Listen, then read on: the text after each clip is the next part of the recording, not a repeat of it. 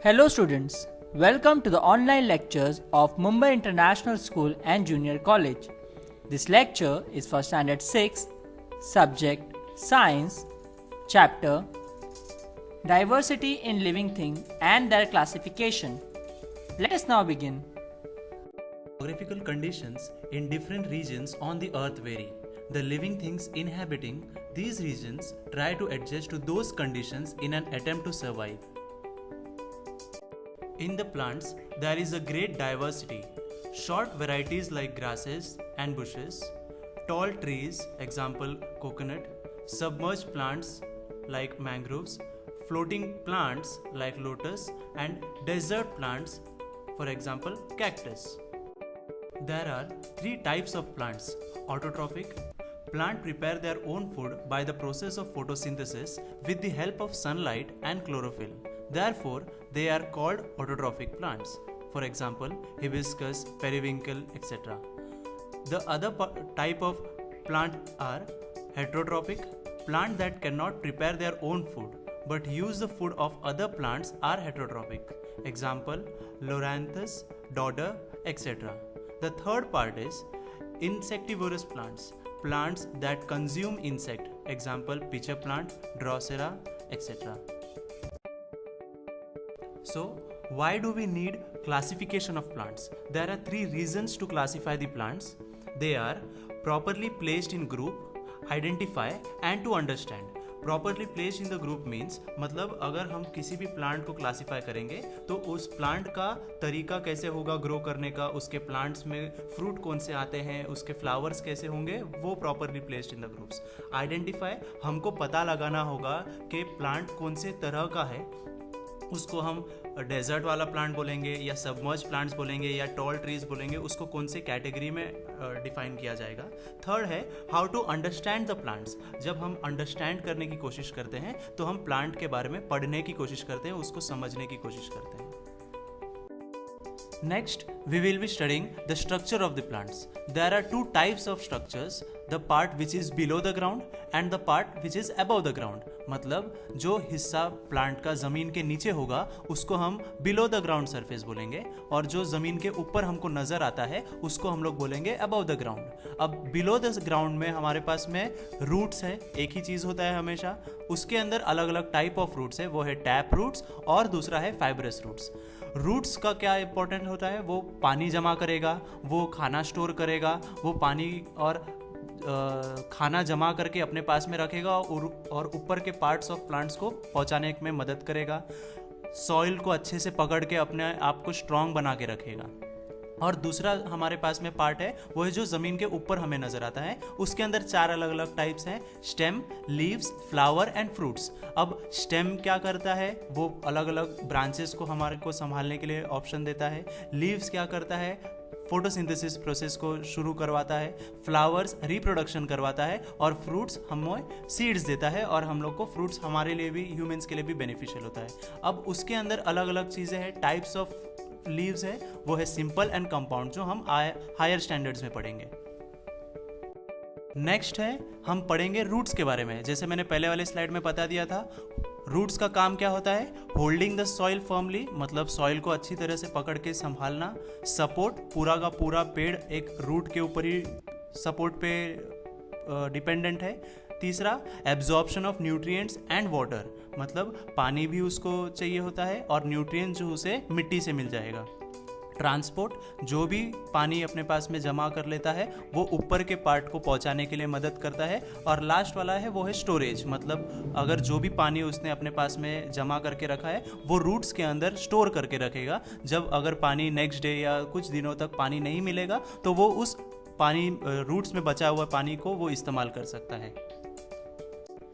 ये स्लाइड से हम पढ़ेंगे कि प्लांट के ऊपर का हिस्सा जो ज़मीन से ऊपर हमको नज़र आता है उसके अंदर क्या क्या चीज़ होता है. सबसे पहले मैंने बताया था स्टेम, वो हम क्या इस्तेमाल करने के लिए होता है, प्रोडक्शन ऑफ फूड, मतलब खाना तैयार करने के लिए.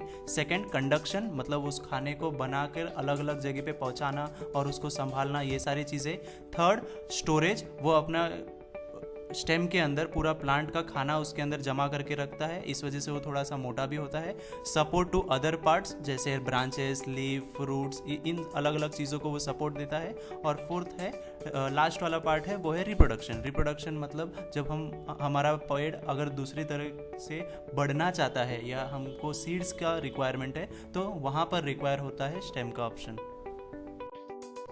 नेक्स्ट हम पढ़ेंगे लीव्स के बारे में। लीव्स का फर्स्ट इम्पॉर्टेंस होता है वो है फोटोसिंथेसिस, सबसे ज़रूरी, क्योंकि वो उसी के मदद से अपने लिए खाना तैयार करता है। पूरा का पूरे प्लांट को खाना तैयार करने के लिए फोटोसिंथेसिस प्रोसेस शुरू करना होता है।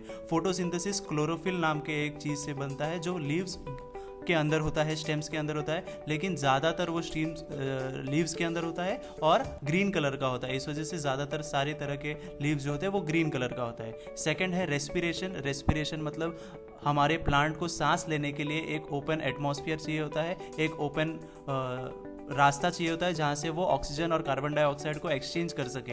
ये सेकंड रीज़न है। और थर्ड है हमारे पास में, वो ज़्यादा इम्पॉर्टेंट इसलिए होता है कि खाना स्टोर भी वो अपने पास में कर सकता है और उसको तैयार करके दूसरे प्लांट के पार्ट्स तक भी पहुँचाने के लिए मदद करता है। तो लीव्स जो है वो एज अ स्टोरेज, रेस्पिरेशन और फोटोसिंथेसिस, खाना पकाने के लिए भी काम आता है।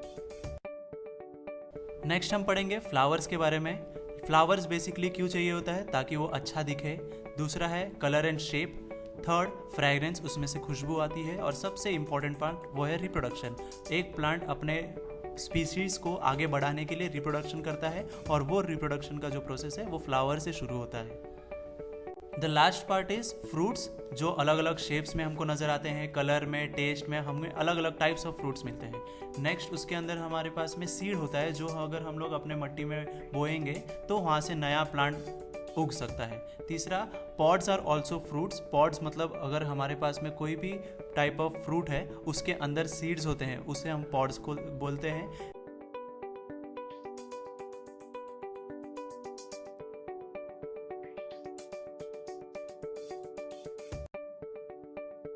जैसे हमने सबसे पहले पढ़ा, क्राइटेरिया जो होता है क्लासिफिकेशन का, मतलब हम किस बेसिस पे हमारे प्लांट्स को अलग अलग आइडेंटिफाई करें। सबसे इसके अंदर हम चार अलग अलग टाइप्स पढ़ने वाले हैं। सबसे पहला है according to the shape and height of the stem, मतलब शेप कैसा होगा स्टेम का और उसका हाइट क्या होगा।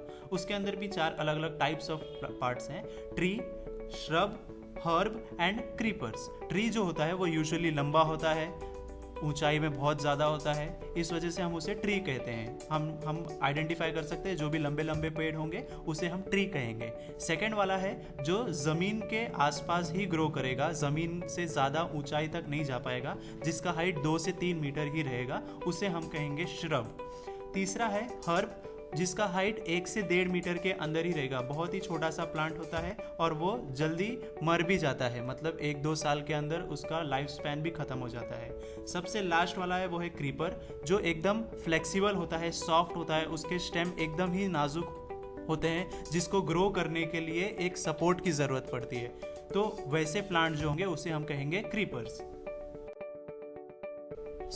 नेक्स्ट पार्ट जो है जैसे हम क्लासीफाई करेंगे वो है लाइफ साइकिल के बेस पे। सबसे पहला है एनुअल, मतलब जो 1 साल के अंदर ही उसका लाइफ साइकिल खत्म हो जाएगा, जैसे कि जवार एंड सनफ्लावर। दूसरा है बायनियल्स, जिसका उम्र जो रहेगा वो 2 साल तक ही रहेगा, जो ज़्यादा समय तक 2 साल से ज़्यादा जी नहीं पाएगा प्लांट्स, उसे हम कहेंगे बायनियल्स, जिसके अंदर एग्जांपल है कैरेट, बीटरूट। और थर्ड है पेरिनियल्स, जो बहुत ज़्यादा साल तक जी सकते हैं, जिसको हम काउंट नहीं कर सकते, जैसे बेनियान ट्रीज, ये सारे चीज़ जो होते हैं उसे हम कहेंगे पेरिनियल, जो ज़्यादा लंबे समय तक जी सकते हैं।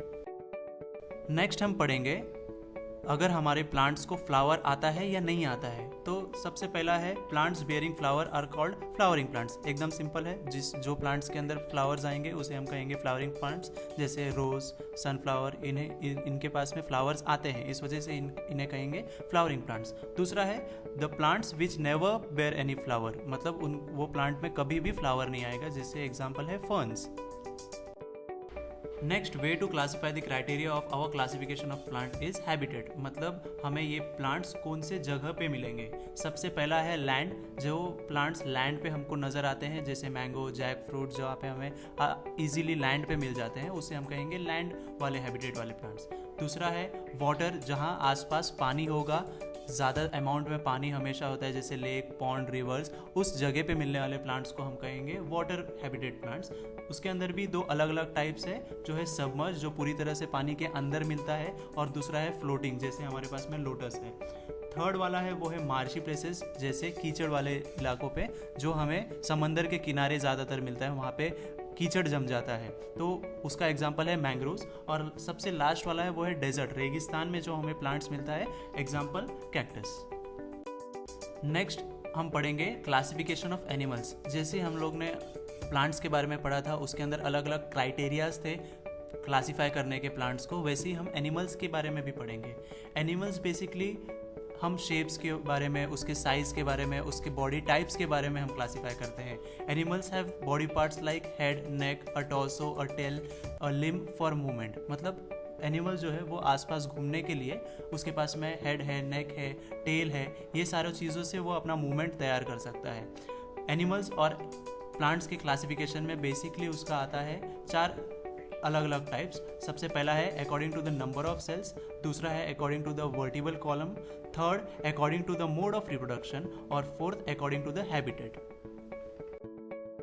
सबसे पहला तरीका है क्लासिफिकेशन का, वो है according to the number of sales.